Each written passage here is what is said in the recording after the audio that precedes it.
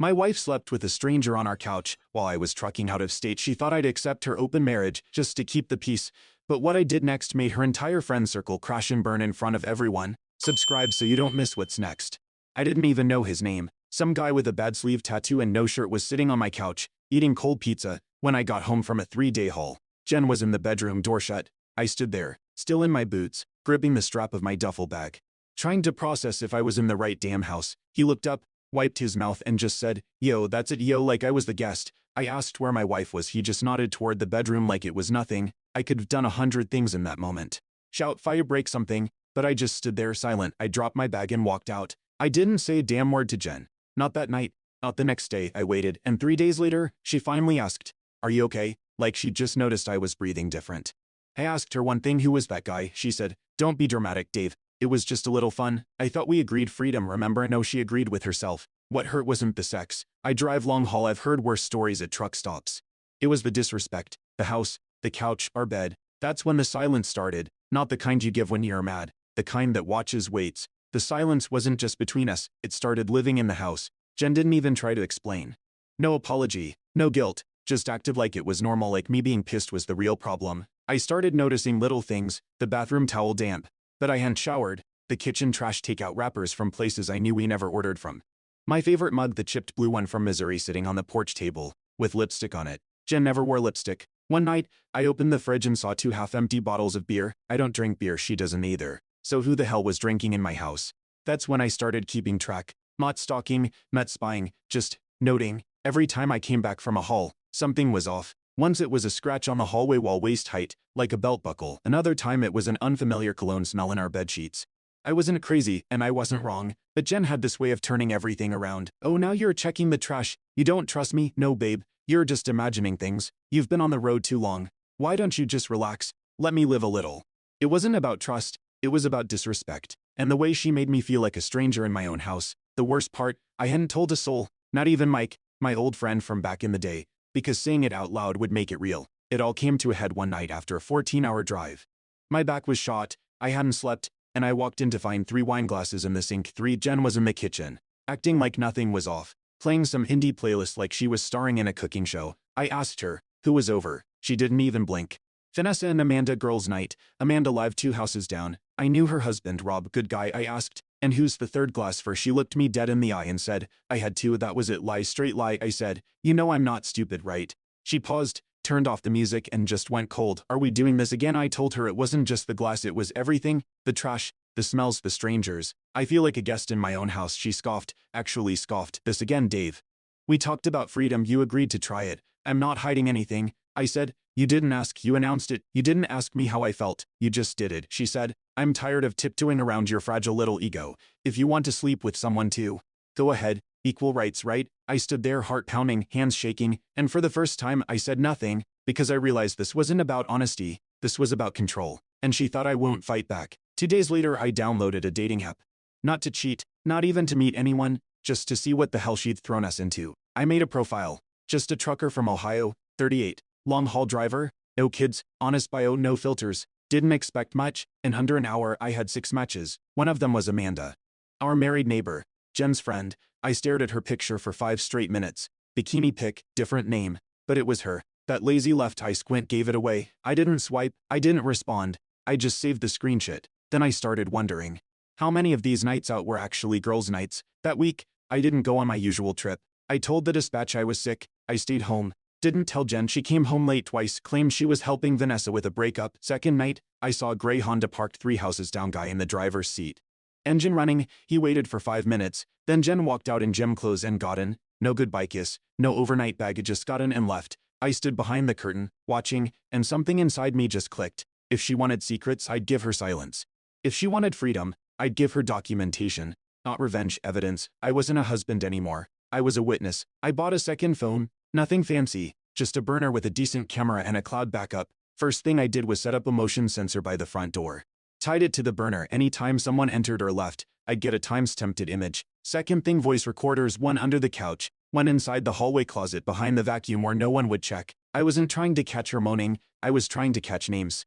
Plans, patterns, she had no clue, and I kept playing dumb. I still kissed her goodnight, still asked if she wanted coffee in the morning. Each time, I watched her eyes. the fake softness, the way she called me babe when she wanted to throw me off. But I didn't bite anymore. I just listened. The first clear audio clip came 4 days in. Her voice, he's clueless. Honestly, it's kind of fun watching him pretend he's okay. Another voice, Vanessa. You think he'd ever actually leave? Jen, not unless I push him hard enough. Maybe that's the goal.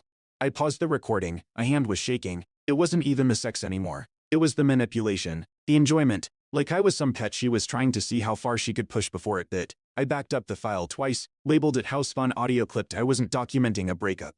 I was documenting a setup. And for the first time in weeks, I didn't feel weak. I felt it ready. I started with Rob, Amanda's husband. We weren't close, but we'd shared beers during football season. He respected the fact I worked long hours. Never pried. Just a straight shooter. I waited till a Saturday morning when I knew Jen was out with Vanessa. I walked over with a thermos of black coffee and a lie about needing help with my brakes. 5 minutes in, I dropped it. Rob, you ever worry about Amanda? He wiped his hands on a rag. Worry how? Like if she's talking to other people. He tilted his head. Not angry, just confused. You hear something? I pulled out the burner, showed him the screenshot. Amanda's dating profile. Bikini pic, different name. He stared at it for a long time, said nothing. Then he handed the phone back and said, maybe that's not my Amanda. It was, but I got the message. I said, all right man, just figured you'd want to know. He nodded once, then turned back to his garage. Conversation over. Later that night, Jen came home early. Eye sharp. You talked to Rob today, she asked. I said, just about trucks. She stared at me like she already knew. Then she smiled, cold, polite. Funny, Amanda said he was in a mood. Hope it wasn't something weird you said. That's when I knew the women talked. The husbands didn't. And if Rob told Amanda, Amanda told Jen. Which meant my investigation wasn't secret anymore. It had begun. 3 days after that conversation with Rob, Jen changed the password on her laptop. She didn't say anything, just started carrying it room to room like it was part of her outfit. That I'd already cloned her old phone 2 weeks back. She never reset her iCloud. One night, she passed out drunk in bed, half a bottle of wine in, still in makeup. I slipped out, sat in the truck with my burner, and logged into her cloud. 30 seconds in, I found the folder hidden inside an album called Work Stuff. Inside screenshots, names, messages, voice notes, one labeled Audio 3 Vanessa McDrop, while another Gips logs Brian Motel Map, JPEG Brian. I hadn't even heard that name before. The file was a screenshot of a motel check-in confirmation, our address listed under emergency contact. She used my name as cover. My heart dropped. Then I found it, a photo of me, sitting on the couch, taken from behind. I froze. Timestamp a week ago. I'd been watching TV. She must have taken it secretly. Caption still doesn't know. I don't remember walking back inside. I don't remember peeling off my boots. I just remember sitting in the dark kitchen, holding the phone and feeling hollow. This wasn't marriage. This was war. And I wasn't losing it. Quietly, I backed up the whole album, uploaded it to an encrypted drive. Labeled the folder Wifegate Proof Level 1. The next morning, Jen made pancakes. She never makes pancakes. She was humming in the kitchen, flipping them with some fakest cheer like it was a 90s commercial. I thought you liked blueberry, she said, sliding a plate in front of me. I hadn't said a word yet. She sat across from me. No phone and no distractions, just staring. How was your sleep, she asked. Too bright, too nice. I chewed in silence. They were dry. Something wrong, I shrugged. Just tired, she smiled. You've been quiet lately. I looked her in the eye. And you've been busy. The smile didn't move, but her eyes tightened just a flicker. That's when I knew she knew something. She didn't know what, or she'd be yelling, but she could feel the shift. I stopped reacting, stopped questioning, stopped chasing, and that scared her. Later that day, she posted a photo of us on Instagram. Throwback to our wedding. Caption, still choosing you every day. We hadn't taken a new photo in months. Comments poured in. Goals, love this. You two are perfect.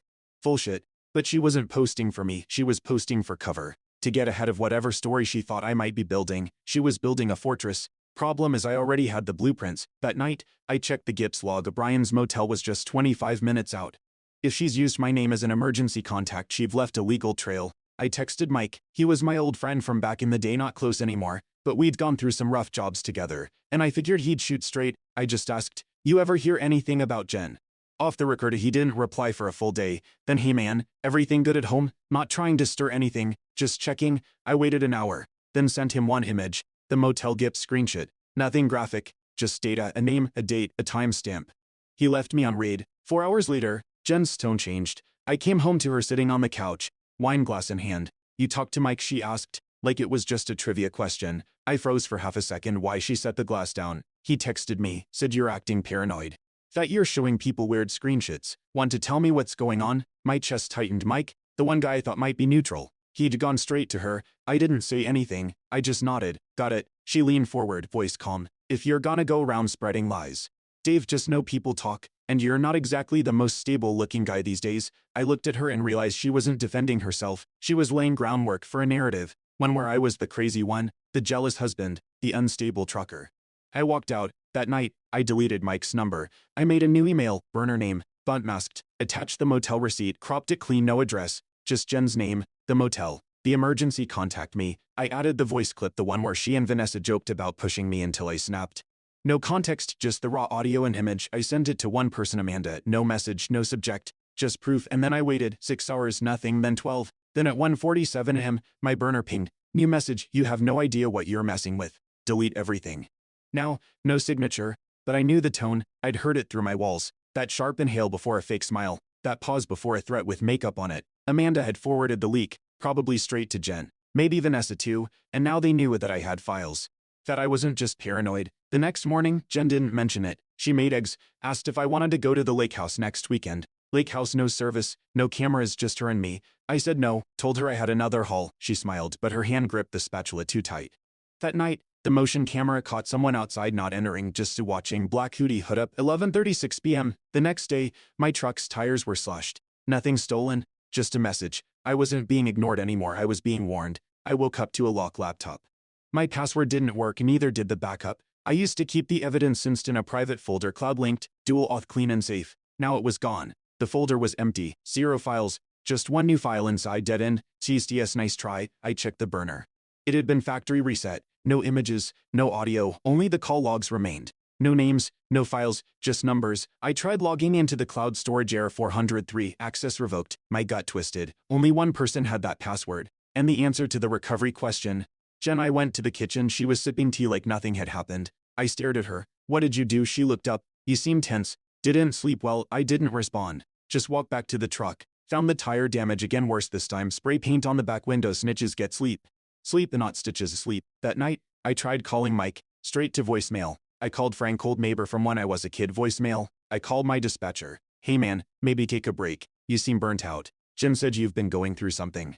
Janet called him. She was closing doors faster than I could knock. That night, I sat in the dark, listening to a house that no longer felt mine. No files, no friends, no credibility, just silence and the sound of my own breath. I didn't move much the next day. Didn't shower, didn't eat, just sat on the edge of the bed, watching dust move through the window light. My phone stayed quiet. Nobody called, not even spam. Jen made soup, knocked once, left the bowl by the door like I was a damn dog. I didn't touch it that night. I opened the storage closet. I don't even know why. Maybe I was looking for old cables, or maybe just something I still owned. That's when I found it, a plastic folder, the kind with receipts and home repair bills. Tucked inside was an envelope from 2 years ago. Property lease emergency contact update. I pulled it out. It was from the same motel, Brian's motel. But this wasn't Jen's, it was Vanessa's name. I blinked, then looked at the emergency contact. Amanda, not her husband, not her brother. Amanda. I sat there, frozen. They weren't just cheating, they were covering for each other, each one naming the other as emergency contact. A protection ring, a circle of silence. That's why Amanda went quiet, why Rob shut down, why even Mike backed off. It wasn't just infidelity. It was infrastructure, a coordinated defense, and I just found their weak point. Emergency records, legal names, signatures, not easy to erase, not something you can Photoshop. I felt something in my chest for the first time in days, not rage, not grief, just direction. I didn't go for revenge, I went for record keeping. First thing I did was make copies, the motel paperwork with Vanessa and Amanda's names. I scanned them, watermarked them, and uploaded to 3 separate cloud accounts, none of them traceable back to me. Then I drove to the county records office, told them I was helping a relative look for public lease info. They gave me a terminal, no questions. I searched every name I could remember from Jen's girls' nights: Vanessa Carr, Amanda Foster, Kelsey L. Jimson, Rachel Mendez. Every single one had some kind of short-term rental record, not on their taxes, not under their spouse names, but their same 2 motels kept popping up. Brian's Motel, Laramie Suites, 2 properties owned by the same Alex, and each check-in form had an emergency contact. Always one of the other women. Sometimes Jen, sometimes Amanda, sometimes both, like they rotated. I didn't print anything that day. I just took notes, times, dates, names. When I got home, I opened a fresh notepad. Top of the page, the cover system. Under that, emergency contacts, rotating rentals, cross-verification patterns, phone numbers versus burner numbers, group behavior tracking. I wasn't just documenting cheating anymore. I was building a network map, and if I could follow it far enough, I'd hit something legal, maybe even criminal. That night, I didn't speak to Jen. She asked how my day was. I said it quiet, but my eyes said different. I'd heard about Mike Benson through a truck buddy who'd been through hell. Wife drained his bank account, left him with a mortgage, and Benson still got him custody. He didn't advertise. No billboard, just a small plaque on a brick building across from a dry cleaner. I made an appointment under a fake name, just in case. When I walked in, he was already waiting. Late 40s crisp shirt, no smile, no handshake. Just tell me what you have. Don't tell me how you feel. I liked him instantly. I laid out the basics, not the cheating, the paper trail. The cover system, the emergency contacts, the lease overlaps. I didn't mention the voice files yet, just handed over the motel docs with Vanessa and Amanda's signatures. He scanned them quietly, then said 2 options. You want revenge, or you want to win? I said a win. He nodded good, then stopped talking to anyone but me. He told me to get copies of everything physical, not digital, print them, notarize them if I could, and never ever store originals at home. People like this, they don't fight clean, they fight with narrative. Your job is to build fact faster than they can spin feelings. I told him about the reset phone, the wipe drive, the burner email leak. He just said then stop leaking. From now on, you don't send anything unless I say. You're not at war, you're building a case.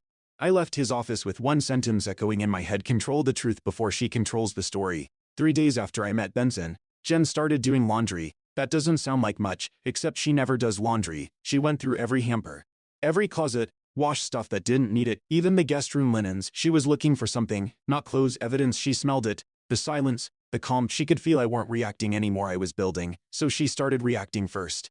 That night, she asked if we could talk about us. I said sure, but not without a third party. She froze mid-bite. What do you mean, counseling or legal? Your pick. She set her fork down hard, then said, well, that's where we are. I just nodded. Didn't raise my voice. Didn't bite. She stood up. Okay, if that's the game you want to play, game. That word stuck. The next morning, I got a call from a bank rep. Jen had submitted paperwork to refinance the house, under her name alone, except my name was still on the deed. They called to confirm if we were separated. I told them we weren't yet. They flagged it, froze the application. Strike 1. That afternoon, Amanda blocked me on everything. Strike 2. That night, Jen cried in the bathroom. Loud enough for me to hear. Loud enough for someone to believe I'd done something. Strike 3. I recorded it. Didn't say a word, just hit record and stared at the ceiling. The next Sunday, I found out Jen had started therapy. I didn't hear it from her. I heard it from Amanda's Instagram story, a picture of a coffee cup with the caption, "Strong girls go to therapy." Not war on killing, not hate. I laughed out loud. First time I'd laughed in weeks. Then I got a message from an old friend I hadn't spoken to in a year. Hey man, heard you and Jen are going through it. Just wanted to say I'm here if you need to talk. Not taking sides. Not taking sides. I didn't even respond, because the message meant she's talking to people, to neighbors, to the internet. That night, I checked Facebook. Her relationship status was still married, but her bio now said learning to protect my peace. Next day at the gas station, the cashier girl I barely knew asked if I was holding up okay. I said, why wouldn't I be? She blinked. I just heard things. It was everywhere and I hadn't said a word. That night, Jen asked if I'd be willing to sign something just in case. Something about assets. Something fair, I said, only through my attorney. She smiled, sweet and empty. Of course, whatever makes you feel safe. I hit record on my phone under the table, time-stamped, calm, clear, because she was building a story. But now I had a better one. And mine was admissible. Benson didn't waste time. 2 days after I gave him the lease papers and motel records, he filed a property freeze motion. It blocked any refinancing, sales, or liens tied to the house. He called it a simple precaution, but I knew what it was. The wall. That same afternoon, I got an email from my bank. Subject: joint account access updated. Jen had tried to switch the primary user on our checking account. Request denied. Reason: pending legal motion and review. She's moved too late. That night, Jen made steak, candles, wine, dress. Her eyes were soft, her tone lighter than it had been in weeks. Maybe we lost the plot, she said, chewing slow. Maybe we forgot we're on the same team. I nodded. Maybe. Then I said nothing else. Let her fill the silence, and she did. Long talks about the old days. Remember when we used to road trip for fun? Remember our first night in this house? I remembered all of it, but I also remembered the emergency contact switch. The photo caption still doesn't know. I let her talk, and I recorded everything. Later that night, she cried again in the bathroom. Not loud this time, just small, desperate. The kind that sounds real. Maybe it was, but I didn't trust it, because the next morning, Amanda posted this: narcissists hate losing control, especially when you stop reacting. That wasn't about Amanda's life, it was a message, and I had one too. I sent Benson the full GIPS logs and voice clips. He called it Phase 1 activation. Benson didn't raise his voice once. He just drew a square on a legal pad and said, "This is your wife's social circle. Friends, posts, gossip." Then he drew a second square. "This is where we go." Inside it, he wrote title: office, family, court, credit agency, HOA records, county clerk. Truth doesn't care who posts first. It lives in paperwork, he said, then handed me a flash drive. Inside, notarized witness declarations from 2 motel clerks. One had remembered Vanessa checking in under a fake name, but using Jen as her emergency contact. The other confirmed Amanda had used the same trick 6 months earlier. Both signed, both time-stamped. This isn't evidence of adultery, Benson said. It's evidence of coordination. If we present this as marital fraud, we can freeze joint assets while we build the real case. I nodded. What's the real case? He looked me in the eye. Systematic concealment of assets and reputation manipulation. If she's coordinating false stories with friends to protect each other's affairs, that's deception. And if money moved during that deception, that's leverage. He was calm, cold even, but my hands were sweating, because for the first time, this wasn't just about being right. It was about being believed by the systems that actually mattered. Later that day, I came home to Jen sitting on the couch. No dinner, no wine, just her phone in her lap. When I walked past, I saw the screen. She was Googling what can my husband legally record in a shared home. She started crying again, but this time there was no wine glass. No soft lighting, just her, sitting on the floor by the fridge hugging her knees. When I walked in, she looked up, eyes already red. I don't know who you are anymore, she said. You're so cold. I said nothing. She went on. You don't talk to me. You don't touch me. You record me like I'm dangerous. I sat down at the table, pulled out a receipt I needed to scan. She stood up fast. You think I'm evil? Still calm. You think you're hiding things? She paused. Just long enough to hear how cold that sounded out loud. Then she whispered, you're scaring me. 2 hours later, I saw Amanda post a story. If you ever feel unsafe at home, leave, even if you can't prove it yet. She wasn't subtle anymore. That night, I found Jen's makeup bag open in the bathroom, but her mascara wasn't smudged. It was drawn on deliberate. Next day, HOA president woman who barely knew my name sent me a friendly check-in. Just heard things were tense. Hope everyone's okay over there. It was working. She was laying the groundwork for a fear-based defense, so I let her. And recorded everything. Because what she didn't know was the camera inside our hallway smoke detector was active. Benson's team installed it legally, motion-triggered, time-stamped, cloud-backed, and it had her entire bathroom breakdown recorded before the fear post ever went up. A perfect loop, a trap she built for herself. Benson called it the pulse shot. Not everything, not yet, he said, just enough to shake the ground under her narrative. We prepped 3 files, the Gips logs from her burner linked to multiple motel visits, cross-verified with timestamps when she claimed to be at book club. Emergency contact forms with Vanessa and Amanda's names signed, scanned, and time-stamped. The hallway camera footage silent, clear, showing her rehearsing her bathroom breakdown. Makeup, fake crying, camera glances. This is your credibility shield, Benson said. If she tries to accuse you of abuse or mental instability, we drop this in discovery. I nodded. What about social media? He shook his head. Social media is noise. We send this to 3 people only: family court clerk, joint bank mediator, and your trucking company's her, just in case she tries to mess with your job. That part hit me hardest. She wouldn't just lie, she'd sabotage everything, even my livelihood. So I gave him access, all of it. The burner cloud, the backups, the files she didn't even know I'd retrieved. He didn't flinch, just loaded it onto a drive, encrypted it, and locked it in a safe. It's clean now. She can't touch this. That night, Jen made popcorn, sat beside me on the couch, tried to watch Netflix like nothing was wrong. I watched her watching me, eyes twitching, knee bouncing. She felt it. Something was coming. She just didn't know how loud it was about to hit. The letter came on a Wednesday, certified, signed for. Jen opened it at the kitchen counter while I poured coffee. I didn't say a word, just watched her eyes scan the first page. It was from Benson, a pre-litigation notification requesting an asset freeze, pending further investigation into marital misrepresentation and financial concealment. Legal speak, no drama. Just while she dropped the paper like it was hot, then looked at me. What did you do? I took a sip, protected myself. She laughed, but it wasn't real. It was sharp, high-pitched, like someone running out of breath during a scream. This is harassment. No, it's documentation. She picked up her phone, texted someone fast, angry. 30 minutes later, Amanda showed up at the door, didn't even knock, just barged in. Wild-eyed. Are you serious, Dave? Legal threats now? I said nothing. Jen started pacing. He's trying to control me, freeze my life. He wants to ruin me. Amanda turned to me. You always seem chill. Now you're stalking your wife. That's when I dropped the drive on the table. Didn't open it, didn't threaten, and just said, it's all here. I'll let a judge decide. Amanda picked it up like it might bite. 2 hours later, she blocked Jen on everything. 3 more hours, and Vanessa posted a cryptic story. When the truth comes out, don't act surprised. You started it. By sunset, Jen was in bed. No lights, no noise. I heard her crying, out loud. It just real, but it was too late for real. The system was already in motion. By Friday, the group chat was dead. I knew because Jen stopped staring at her phone. She started checking it, like she was waiting for a call that wasn't coming. Vanessa's story went dark. Amanda deleted her account. Kelsey posted a quote about removing toxic energy, followed by a full unfollow of Jen. She pretended not to notice, played music in the kitchen, danced by herself. But her shoulders didn't move, just her hands. Then the HOA president emailed me. apologized for the assumptions, offered to mediate if any further misunderstandings came up. Translation: Jen had lost control of the story. The final straw came Sunday morning. Jen posted a photo old wedding picture. Her caption: love is worth fighting for, even when someone's breaking it from the inside. First comment: girl no. Second: you lied to your whole circle, and now you're playing victim. Third: receipts don't lie. She deleted the post 10 minutes later. Locked her profile, then disappeared into the guest room. Didn't come out all day. Benson emailed me that night. Court accepted the motion. The asset freeze was in place. A hearing date was set. He said she is either settle quietly or swing wild. Be ready for both. I wasn't, because I didn't need her to confess. I just needed her to speak on record, under oath, where silence couldn't protect her anymore. Court was quiet. No jury, just a family court judge, 2 attorneys, and 2 people who used to love each other. Jen wore all white. Soft makeup, hair tied low. She looked like peace. Benson wore gray, carried a laptop, 2 folders, and silence. I wore a clean button-up. Nothing fancy, just honest. Jen's lawyer started first. Claimed emotional strain. Long absences due to my job. Claimed I'd become distant. Paranoid, even invasive. She said Jen had feared for her safety. Benson didn't interrupt. Didn't even blink. Then he stood. One by one, he laid down a printed log of Jen's emergency contact listing at Brian's motel. Notarized witness statements from motel clerks.